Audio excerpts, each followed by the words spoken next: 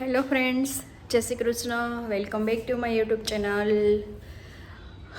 Good morning બધાને. તો અત્યારે ફ્રેન્ડ્સ વાગી ગયા છે 9:30 અને નાસ્તા પાણી થઈ ગયા છે, રસોઈ થઈ ગઈ છે ને આજે ટિફિન લઈને જવાના નથી, કારણ કે આજે જે થંબનેલ જોતાં તમને ખબર પડી ગઈ હશે કે આજે બટેટાની વેફર બનાવવાની છે. તો એટલે હજી બટેટા એવા નથી, હજી માર્કેટમાં જ છે બટેટા. એટલે 10 વાગ્યાનો એને ફોન કર્યો હતો કે 10 વાગ્યાનો કે 10 સાડા 10 લઈ જશો. એટલે અત્યારે બધું કામ ફિનિશ કરી નાખીશ ને પછી બટેટા લઈ આવશું. પછી આજે પતરી કરીશું અને કાલે ખમણ કરીશું, કારણ કે હોલમાં છે ને એકદમ સરસ રીતે રૂમમાં જ સૂકવવાની છે અને સરસ રીતે સુકાઈ પણ જાય. એટલે એક દિવસ આ અને પછી સાબુદાણાની એક દિવસ કરશું.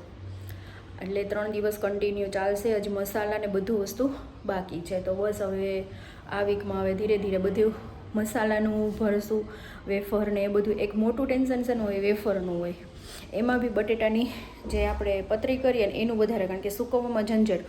ઓલું તો પછી આપણે એકલા હાથે કરી લઈએ, વાંધો ન આવે, પણ આને છીણવામાં એમાં થોડુંક પેલી પતરી કરવામાં ને સૂકવવામાં મોટો પ્રોબ્લેમ આવે, એટલા માટે. એટલે બંને સાથે હોય તો વાંધો ન આવે. એટલે એ મેં કીધું કે બપોર સુધી તમે રહ્યો ઘરે તો બપોર સુધીમાં થઈ જાય બધું. તો ચલો કેવી રીતે બનાવું છું એ પણ તમારી સાથે વિડીયો શેર કરીશ. તો ફ્રેન્ડ્સ, વેફરના બટેટા આવી ગયા છે અને જો અહીંયા બધું મસ્તીને પાથરવાનું ને બધું સ્ટાર્ટઅપ કરી દીધું છે. અને આમાં જો બટેટા આવી ગયા છે. અહીંયા જો પાણી ગરમ મૂકવું છે એટલે મોટું તપેલું લઈ લીધું છે. હવે સિંધવ નમક ને એ ખાંડી નાખીશ, કારણ કે આપણે ઉપવાસમાં ખાવી હોય એટલે સિંધવ નિમક જ ચાલે, પેલું નિમક અમે યુઝ નહીં કરતા એટલા માટે. તો ચલો એ પહેલાં ખાંડી લઉં અને બસ બીજું આમાં કશું ફટકડી કે કંઈ હું એડ નથી કરતી, તો પણ એકદમ સરસ રીતે થશે. તો એ હું તમને બતાવીશ. તો જો બટેટા આવી ગયા છે, 10 કિલોની કરવાની છે એટલે અત્યારે 5 કિલોના પેકિંગ કરાવ્યા છે. અહીંયા પાણી લઈ લીધું છે, આમાં છોલીને બટેટા નાખતા જશું. તો બટેટા આવી રીતના છોલી લેવાના, પછી આ રીતના પતરી પાડી લેવાની આ મશીનમાં.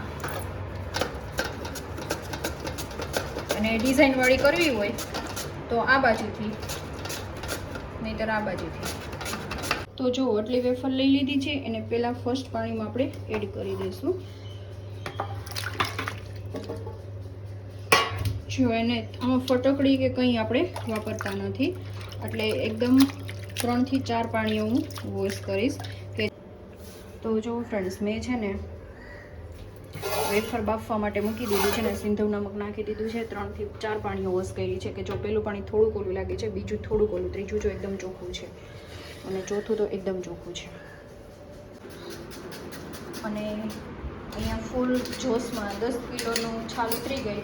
હવે પતરી પડાય છે 10 કેજીની, પછીમાં સૂકવવાનું ચાલુ થઈ જશે. હા, થઈ ગઈ બધી. એક લેતી જાઉં ને? હા, તે વાંધો નહીં. હાલો, એને ધોઈ નાખું તો બીજો ઘણો થઈ ગયો છે, ધોવાઈ જાય.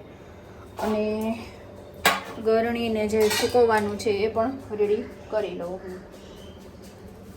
તો કોણે વેફર બનાવી લીધી જરૂરથી કોમેન્ટ કરજો તમે લોકો.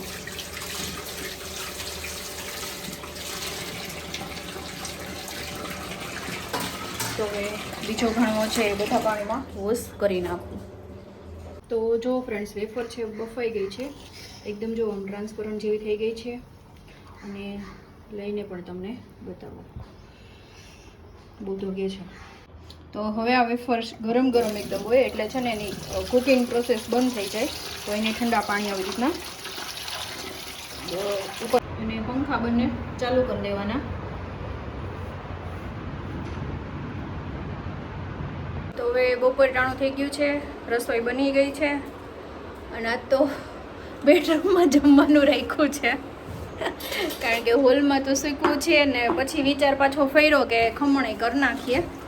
એટલે બસ હવે બટેટા તો છોલી નાખ્યા છે કામ અને મેં શું કહેવાય દાળ વઘારીને એવું બધું કર્યું છે. તો જુઓ, જમવામાં શ્રીખંડ, પછી મિક્સ દાળ છે, કેરીની કટકી, મરચાં, છાશ અને રોટી. તો આવી જાઓ બધા જમવા માટે. તો બસ હવે જમી લઈએ ને પાછા કામે વળગી જઈએ. હવે તો જાજી વાર નહીં લાગે. કા ખમણ હોય ને ખમણમાં વાર ન લાગે, ઓમાં જ વધારે વાર લાગે.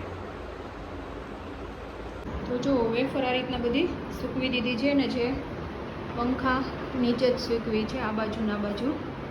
અને આ વેફર પણ કરી લીધી છે. અને અહીંયા બસ બધું ફિનિશ થઈ ગયું. છેલ્લો ઘાણવો જો આ થાય છે. બીજી અહીંયા સૂકવી છે. અહીં થોડી ખમાઈ જશે નહીં હજી સાઈડમાં? હે એટલી જગ્યા છે એટલે એક ઘણો ખમાઈ જશે નહીં? ક્યાંય પાથરવું જો હે?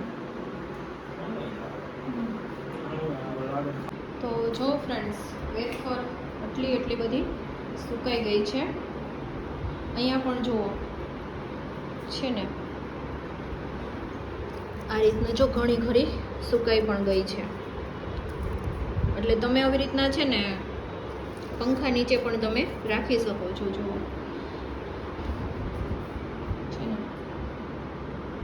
તો ફ્રેન્ડ્સ, મેં વિડીયો પણ એડિટ કરીને મૂકી દીધો.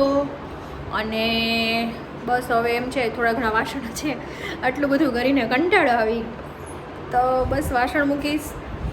અને બીજું એ છે કે હું જો મોલ્ડને રાખું છું, તો મોલ્ડને લેતો આવશે કસ્ટમર જેને રેઝિન આર્ટનું બનાવવું હોય છે ને. ગયા વિડીયોમાં મેં રેઝિન આર્ટની વસ્તુ પરચેસ કરવા માટેનું કીધું હતું.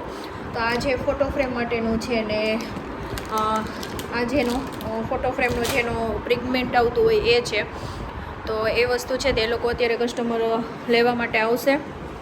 અને બસ હવે થોડી ઘણી સાફ સફાઈ કરી નાખું, વાસણને બધું ઉટકી નાખું, ને સાંજે ખાલી રોટલી જ કરવાની છે, બીજું કાંઈ કરવા નથી. સવારની મિક્સ દાળ છે પડી છે એટલે ચાલશે. ને કાલે સાબુદાણા ને બટેટાની જે ઓલી કરવી છે, તો વિચાર છે કે હવે અત્યારે લઈ આવશું. આજે એને રજા જ રાખી છે, તો મેં કીધું લઈ આવશું. તો હવે જોઈ, હવે એને અત્યારે કામ ફિનિશ કરીને પછી એને ફોન કરીશ ને પછી લેવા જશું.